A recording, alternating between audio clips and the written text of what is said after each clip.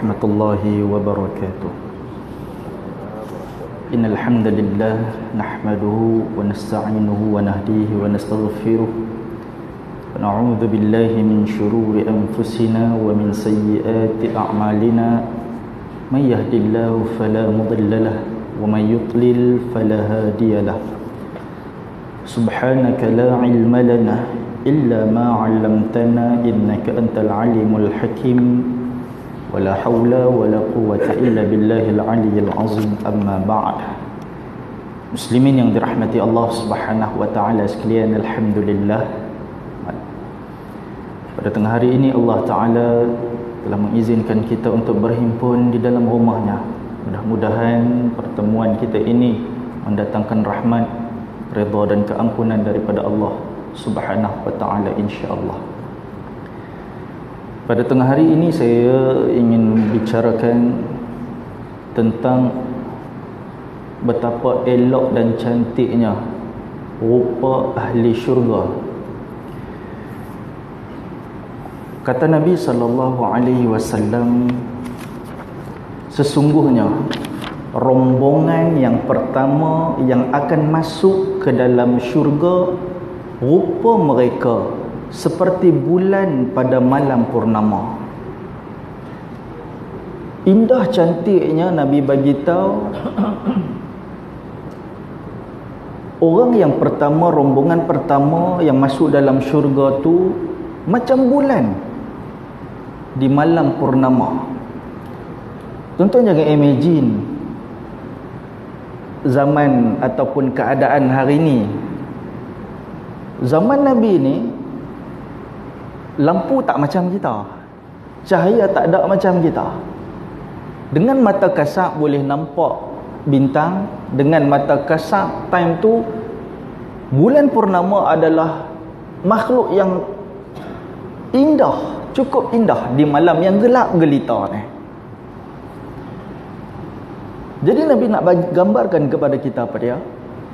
Orang yang masuk di dalam syurga, rombongan pertama sekali ni, muka mereka ni Masya Allah, cantik, indahnya, dikelilingi oleh orang lain yang ahli neraka ni penuh kegelapan, tapi dia ni macam bulan purnama punya cantik. Rombongan berikutnya, lepas main rombongan pertama, rombongan berikutnya laksana bintang yang sangat terang di angkasa. Tuan-tuan kalau biasa pergi cerap, mencerap bulan, mencerap bintang-bintang, tuan-tuan akan nampak punya cantik, punya indahnya bintang hak ada ni. Dia tak boleh duduk ada dalam keadaan suasana cerah macam kita duduk kat bandar ni.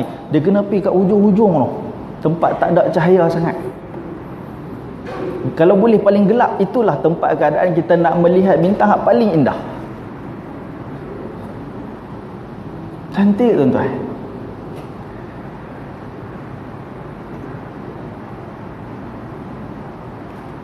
Dia kata umpama bintang yang sangat terang di angkasa. Kalau tuan-tuan ada masa, nanti download satu apps nama dia Sterilium. Sebab kita kat sini, kalau kat sini kita tak nampak bintang. Melalui Sterilium tu, kita boleh nampak apa sebenarnya duk ada di angkasa tu. Di sebalik pandangan kita yang terhad tak boleh nampak bintang. Kita nampak bintang tu sebiji-sebiji dalam apps tu. Tuan-tuan pancarkan ke atas, akan nampak bintang di dalam apps tu.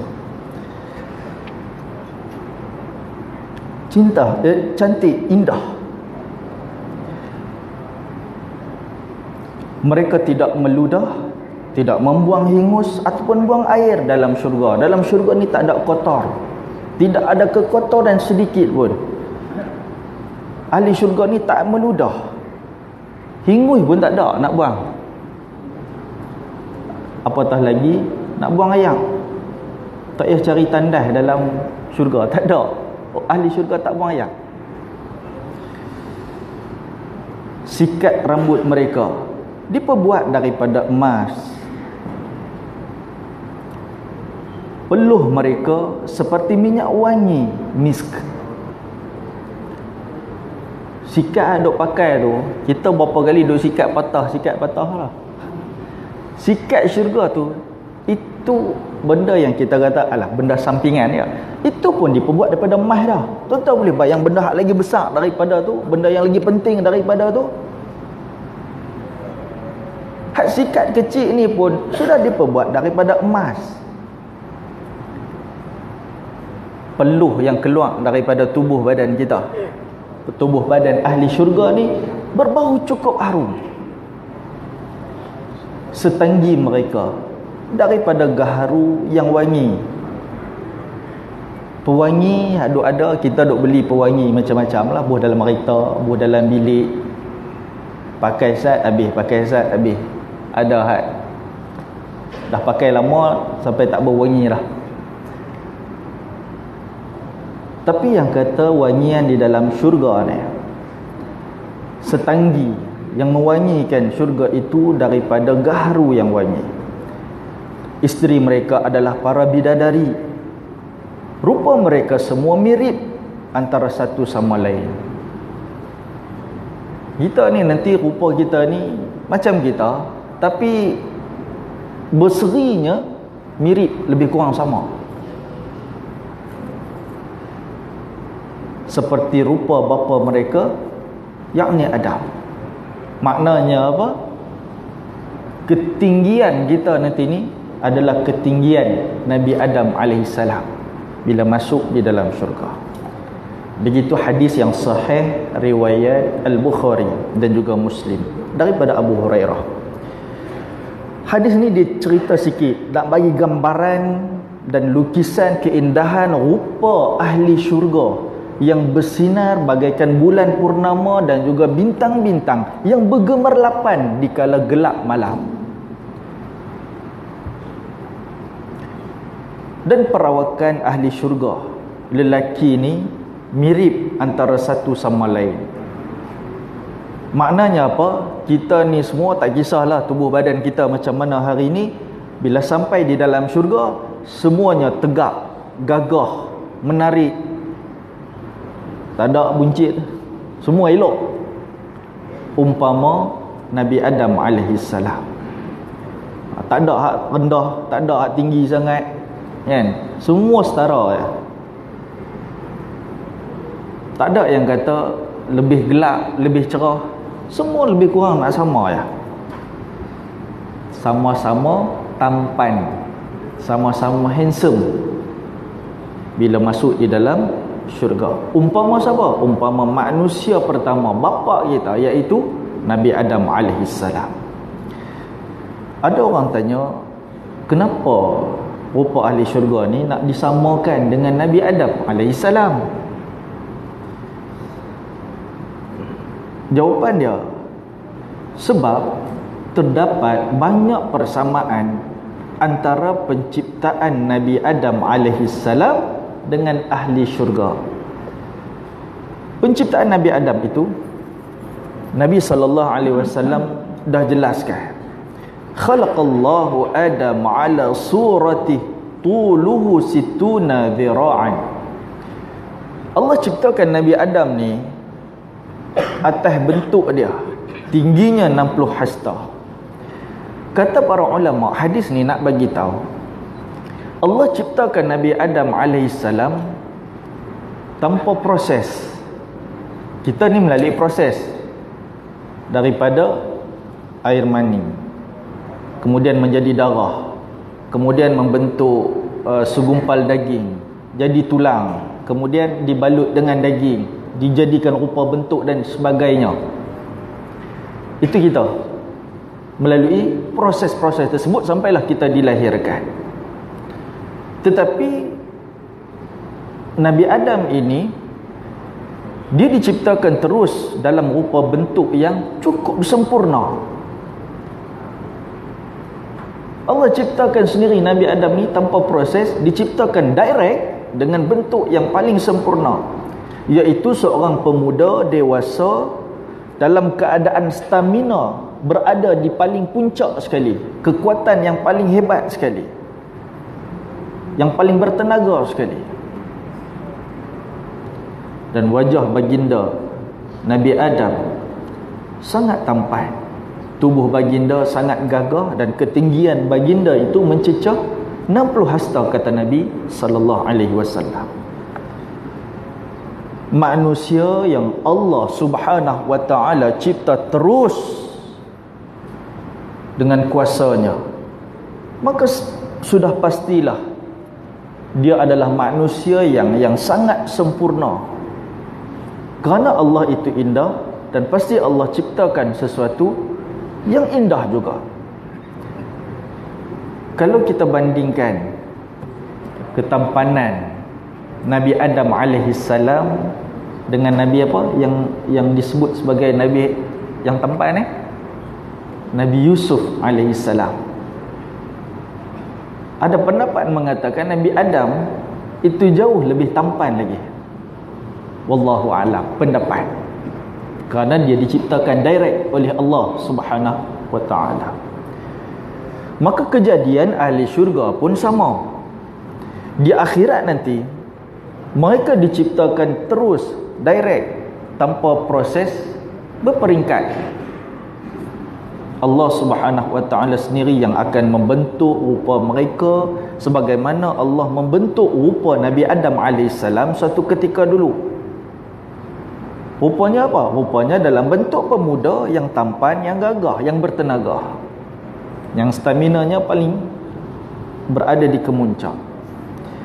Imam Ahmad dan At-Tirmizi meriwayatkan daripada Nabi sallallahu alaihi wasallam, yadkhulu ahlul jannah al-jannata jurdan murdan mukahhilina abna'a thalathin aw thalathin wa thalathina sanah, thalathin wa thalathina sanah.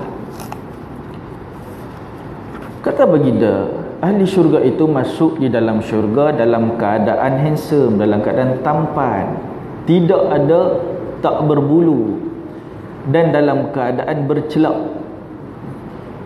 Dan usia mereka lebih kurang 30 atau 33 tahun. Average 30 ke 33 tahun. Dan perkara ini bukan hanya berlaku kepada kita kaum lelaki. Ahli syurga dalam kalangan wanita pun akan mengalami penciptaan semula yang baharu. Allah berfirman di dalam surah Al-Waqi'ah ayat 35 sampai 37. Maksudnya, sesungguhnya kami menciptakan mereka dengan penciptaan yang baru, dan kami kembali menjadikan mereka gadis-gadis perawan. Begitu juga dengan wanita. Jadi macam gadis, penuh cinta dan sebaya usia mereka dengan suami-suami mereka. Iaitu Allah akan bentukkan semula rupa mereka ni menjadi cantik, menjadi jelita, remaja. Dan walaupun di dunia dulu depa ni ialah kita lah sama, kita menghadapi proses di hari tua, dah tak menarik, orang panggil apa, kulit berkedut, gigi dah berterabur, mata dah kabur, macam-macam lah kan. Yang muda ni pun akan melalui proses tu jugalah.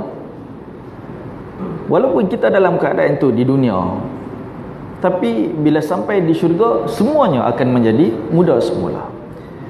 Kata Hasan Al-Basri, satu hari seorang wanita tua dia mai jumpa Rasulullah sallallahu alaihi wasallam. Dia tanya, wahai Rasulullah, doakanlah aku masuk dalam syurga. Nabi sallallahu alaihi wasallam saja jawab dalam keadaan gurau dengan dia. Nabi kata, makcik, syurga ni orang tua tak masuk. Syurga ni orang tua tak masuk. Makcik bila dengar jawapan daripada Nabi tu, nangis lah. Aku dah tua ni tak boleh masuk syurga ke? Nangis kawan tu. Bila Nabi tengok keadaan tu, Nabi perbetul balik keadaan, pemahaman dia. Kata baginda, beritahulah kepada ia bahawa dia tidak masuk syurga dalam keadaan tua. Jadi Nabi baca surah Al-Waqi'ah ini.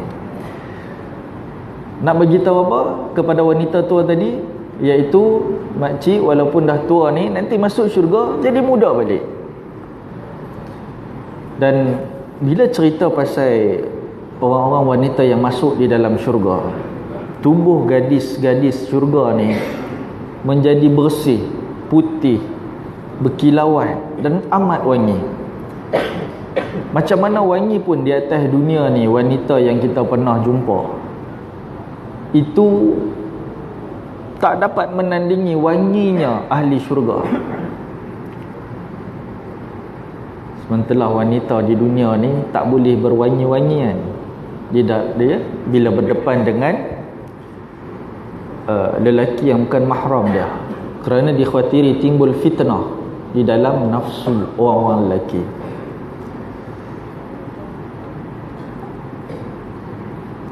Dan kecantikan, wangian mereka tidak dapat ditandingi oleh siapa pun. Bahkan kecantikan mereka sendiri melebihi wanita yang tercantik yang pernah hidup di atas dunia ni. Carilah orang yang paling cantik atas dunia, itu kalau dibandingkan dengan wanita ahli syurga, kira wanita dunia ni biasa-biasa aja, tak cantik mana pun.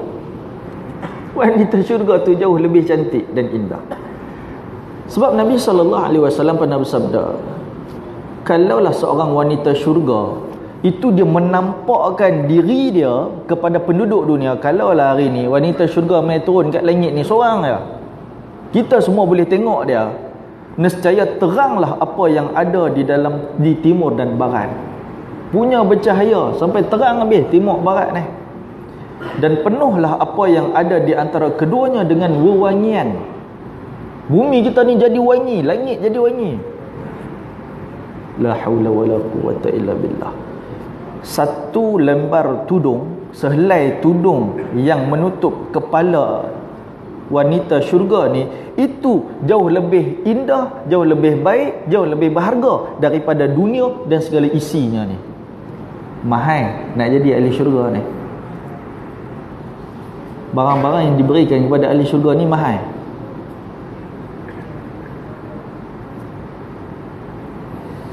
Dan setiap orang, kita ni semua ni naklah kalau wajah kita, muka kita, fizikal kita ni baik, handsome, cantik, tampan. Itulah sebabnya kalaulah berniaga kosmetik laku keras, untung cepat. Nak untung cepat berniaga kosmetik, insya-Allah jadi gaya. Sebab orang nak cantik, orang mesti belinya. Terutama kalau wanita lah. Mainlah macam-macam produk, berpuluh-puluh jenis, kan, laku semua. Sebab apa? Sebab manusia memang nak kepada kecantikan. Tapi kena ingat satu perkara, selagi masih dalam garis panduan syariat, menyukai kecantikan itu tak apa, tidak mengapa. Itu fitrah manusia, memang sukakan kecantikan.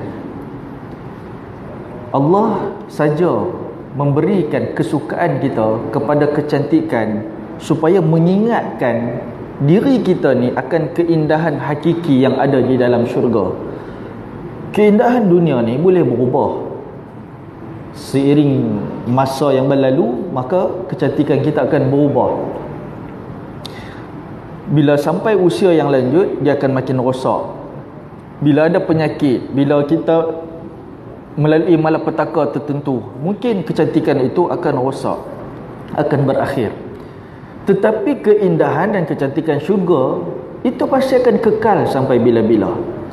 Maka siapa yang nak kecantikan yang abadi, raihlah keindahan sejati yang tak pernah berubah selama-lamanya. Pilihlah kecantikan wajah di akhirat. Bukan tak bagi cantik di dunia, silakan selagi syariat membenarkan. Tetapi yang perlu kita lebih jaga adalah keindahan kita, kecantikan kita dan keelokan kita bila sampai di akhirat nanti. Apalah gunanya kalau kita cantik di dunia semata-mata, kita korbankan macam-macam kerana nak cantik ataupun nak sihat di atas dunia semata-mata, dan akhirnya bila sampai di akhirat sebagai ahli neraka, hodoh habis wajah dia, hodoh, baru kena wak dia saja dah habis hancur muka dah. Maka sebab itu keelokan di akhirat itu lebih penting untuk kita fikirkan, di samping kita memikirkan keelokan kita di akhirat. Maka macam mana nak elok di akhirat nanti? Dia bergantung kepada kecantikan akhlak kita semasa atas dunia. Formula dia, kecantikan akhlak di dunia akan membawa kepada kecantikan rupa di akhirat nanti, iaitu di dalam syurga. Sebagaimana buruknya akhlak di dunia, dia akan menjadikan rupa kita buruk di dalam neraka nanti. Salah seorang wanita namanya Ummu Zufar, dia seorang hamba je, hamba sahaya, kulit hitam pula, tinggi. Kalau tengok daripada sudut rupa lah, dia tak cantik sama sekali. Tapi kesabaran dia menghadapi dugaan semasa atas dunia ini, itu memastikan dirinya mendapat kecantikan abadi bila sampai di syurga kelak. Suatu hari Ibnu Abbas radhiyallahu anhuma, dia kata Atta bin Abi Rabah, dia kata, mau tak engkau kutunjukkan satu orang wanita syurga? Atta kata, boleh juga. Maka Ibnu Abbas dia kata, dia adalah perempuan hitam ini. Beliau datang kepada Nabi SAW dan dia kata, aku sering kali tidak sedarkan diri. Sudahlah, dia ni hamba berkulit hitam dan dia ada penyakit, dia suka pitam. Dia kata sering kali aku ni tak sedar diri. Tak sedar diri itu bukan tak tahu malu, tak sedar diri ni dia pitam. Dan bila aku tak sedar diri itu, aku jatuh, aurat aku terdedah. Mintalah kepada Allah supaya disembuhkan penyakit aku. Aku nak jaga aurat aku ni. Maka Nabi SAW kata, kalau engkau sabar, maka engkau akan dapat syurga. Kalau engkau mahu, aku boleh doa supaya Allah sembuhkan kamu. Nabi bagi dua tawaran dekat dia. Nak sabar ke dengan balasan syurga, ataupun aku nak doa kepada Allah disembuhkan penyakit kamu ni. Maka wanita itu jawab apa? Aku pilih untuk bersabar dengan penyakit aku ni. Namun begitu, auratku sering terdedah apabila aku tak sedar diri. Doakanlah agar ia tidak lagi terdedah. Itu yang dia minta. Maka Nabi berdoa untuk dia supaya kalau dia pingsan ke, dia pitam, tidak terdedah aurat dia.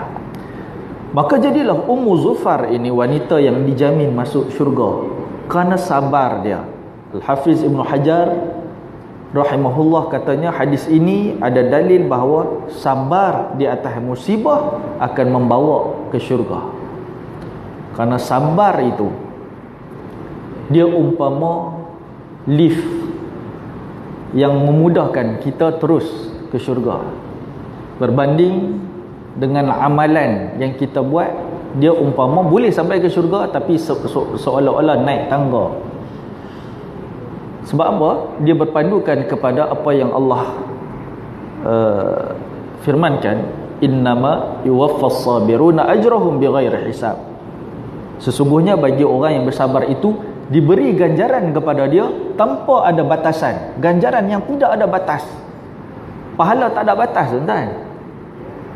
Maknanya apa? Laju nak pergi ke syurga. Dengan apa? Sabar atas musibah. Muslimin dan muslimat yang dirahmati, muslimin yang dirahmati Allah sekalian, gadis-gadis syurga, kita patah balik tadi tentang gadis syurga yang cantik jelita ini dipasangkan dengan pemuda-pemuda syurga yang tampan menawan. So pasangan yang pernah jadi suami isteri masa atas dunia ni akan kembali menjadi pasangan suami isteri di dalam syurga.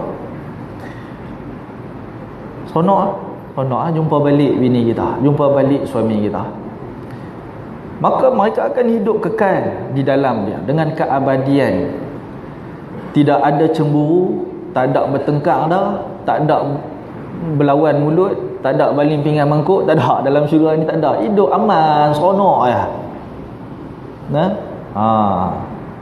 jealous pun tak ada dah. Apa yang ada hanya apa? Senda gurau, ketawa, bahagia, gembira selama-lamanya. Kata Nabi SAW, bila ahli syurga itu telah masuk di dalam syurga, dengar satu seruan, kamu semua akan hidup tanpa kematian selama-lamanya. So hidup sampai bila-bila di dalam syurga ni. Kamu semua akan sihat tanpa sakit selama-lamanya. Kamu semua akan muda tanpa tua selama-lamanya. Dan kamu semua akan merasakan kenikmatan tanpa susah selama-lamanya. Maksudnya apa? Maksudnya kita akan dilayan. Masya Allah, dahlah muda selama-lamanya, bahagia selama-lamanya, hidup selama-lamanya, sihat, tak ada sakit. Nak kata bersin sesemua tak ada. Yang demam pun tak ada. Tercucuk duri pun tak ada. Tak sakit langsung. Tak ada. Tak ada. Dalam syurga ni yang indah semua.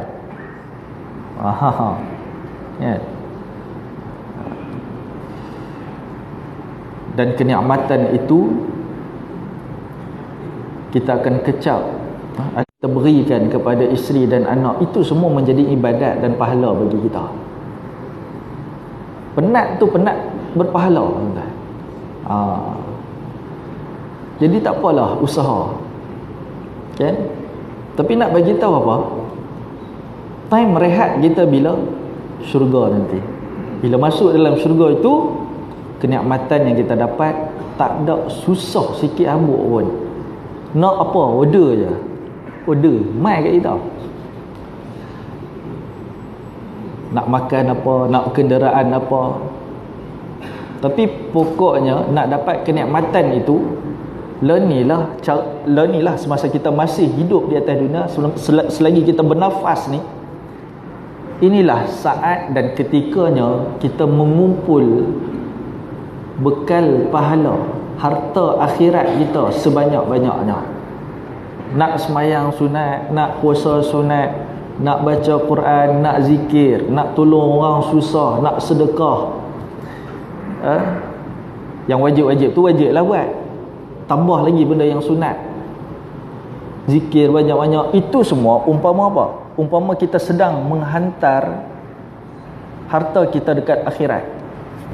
Kita sedekah, bukan habis duit kita dekat orang yang sedekah tu, tak. Kita sedang menghantar harta kita dekat akhirat. Dan harta itu bukan sekadar harta yang kita hantar tu. Ibadat tu bukan sekadar harta itu sahaja. Allah gandakan lagi di sana. Boleh pergi sampai 10 kali ganda, boleh pergi sampai 70 kali ganda, boleh pergi sampai unlimited. Allah boleh gandakan. Tapi kita tak fikirlah benda tu. Cuma apa yang kita fikir, nak hantar berapa banyak harta kita ni ke sana, ataupun ibadat kita yang menjadi harta kita ke sana. Kebaikan yang kita buat atas dunia ni, kitalah yang membina syurga kita. Nak syurga hebat, hantarlah ibadat yang banyak, hantarlah pahala yang banyak.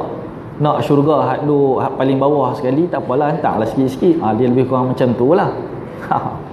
Tu kena sendiri peringat. Jadi apapun, semoga Allah Subhanahu Wa Taala menjadikan kita hamba-hamba yang selalu bersabar dan bersyukur atas apa yang Allah berikan kepada kita, sehingga kan sabar dan syukur ini akan membawa kita ke syurga abadi sebagai pemuda-pemuda yang tampan, pemuda-pemuda yang gagah di dalam syurga, dan juga wanita atau gadis cantik di dalam naungan rahmat dan redha Allah. Kita doa itu kepada Allah, dan bagi pihak kita ni, usahalah sebanyak mungkin ibadat yang boleh kita buat. Ibadat yang boleh kita buat. Selawat, Hari Jumaat ni baik untuk kita memperbanyakkan selawat. Cari masa untuk kita baca Quran. Sambil-sambil kita pergi ke tempat kerja, balik kerja, mulut kita ni zikir. Kadang ialah balik kerja ni kita duk buka radio, dengar lagu, tak tahulah apa. Itu semua tak apa, harus. Tetapi adalah lebih baik daripada harus tu kita kumpul pahala. Tidak? Kumpul pahala. Jadi time-time macam tu lah, selingan-selingan tu kita kumpullah pahala sebanyak-banyaknya. Mudah-mudahan itu menjadi harta kita yang cukup kita harapkan bila sampai di akhirat kelak. Wallahu a'lam. Assalamualaikum warahmatullahi wabarakatuh.